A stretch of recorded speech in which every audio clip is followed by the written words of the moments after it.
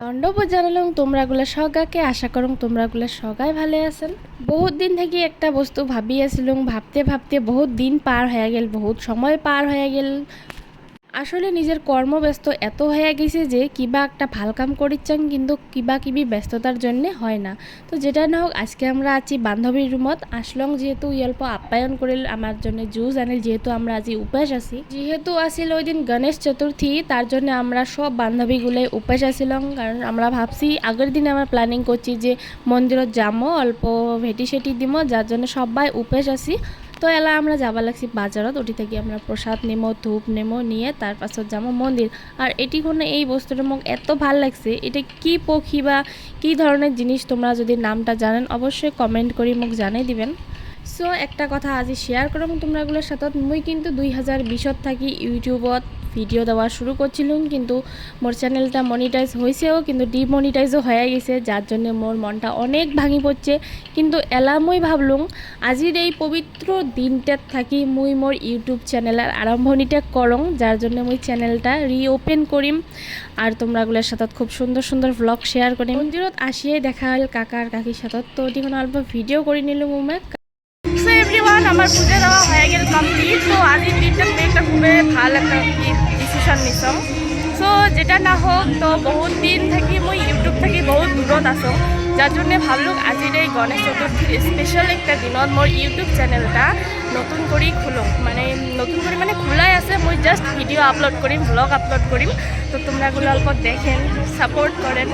Ganesh Chaturthi special হবার লাগছে গণেশ পূজার খিচুড়ি আরও লাবড়া। কিন্তু এটিখোনা যে এত ভিড় হয়, প্লেসটা যেহেতু অনেক ছোট, কিন্তু মানুষের ভিড় হয় হাজার হাজার, তার মাজত কাউ কাউ প্রসাদ পায়, কাউ কাউ না পায়। এই মন্দিরত আসলে তোমরা দিনতে আসার চেষ্টা করেন, কারণ রাতিবেলা বহুত মানুষের ভিড় হয়ে যায়, না তো ফটো উঠি শান্তি, না তো ভিডিও করি শান্তি, মানে কিছু শান্তি নাই। কিন্তু ভাল লাগে, বহুত মানুষের সাথে দেখা হয়। ভিড় থাকলেও তখন মানে ভিড় ভিড় অনুভব না হয়, অ্যান্ড গরম থাকলেও গরম গরম অনুভব না হয়। এত সুন্দর ডাইনিং হল বানিয়ে দিছে। মোর এই ভিডিও ক্লিপটাত ভয়েস ওভার দেওয়া কথা না আছিল, তো মুই মানে মুখ দিয়ে কিবা কিবি কইছিলাম, কিন্তু ফ্যানের সাউন্ড এত বেশি আছিল, ভিডিওখানের সাউন্ড কোয়ালিটি একদম বাজে যাচ্ছে, যার জন্য মুই ভয়েস ওভার করে দেওয়ার জন্য বাধ্য হয়ে গেলাম। আমরা আসি আমার পূজা টুজা দেওয়া কমপ্লিট করলাম, ফটো উঠলাম, অল্প স্বল্প রিলস বানাইলাম, ভিডিও শ্যুট করলাম। এলা ভাবলাম অল্প ভ্লগত যাওয়া যাক, যার জন্য এটি রুমত আসি অল্প ভ্লগগুলো শ্যুট করে নিলাম। প্রত্যেক বছরে গণেশ চতুর্থীত মুই আইসার জন্য খুব ট্রাই করম, কারণ মুই বহুত ভাল পাম গণেশ চতুর্থী, গণেশ পূজা। পার্সোনালি মোক বহুত ভাল লাগে, অন্য অন্য পূজার থেকে মুই গণেশ পূজাটা মুই বহুত ভাল পাম, তার জন্য বহুত মানে চেষ্টা করম প্রত্যেক বছরে আসার জন্য। অ্যান্ড এই বছরও মুই চেষ্টা করিম যাতে মুই রাতিও আসির পাং। দিনত আসি গেলুম, কারণ রাতি আসির পাং না পাং না জানো। আর এটি কোনো ফেতলা পাইতে পাইতে মানে অল্প মুখ শুকি গেছে, যার জন্য ভাবলাম সবাই মিলে এক কাপ করে চায় খায়া নেই। এমনিও তো পেটত কিছু নাই, তার উপরে গরম গরম চা খায়া নেই আরো। তো গাইস, মন্দিরত আসি দেখা হয় দেবযানী বাইয়ের সাথে, খুব ভালো লাগে। ওরা সেই ভালো লাগে, ধন্যবাদ দেখা হয়।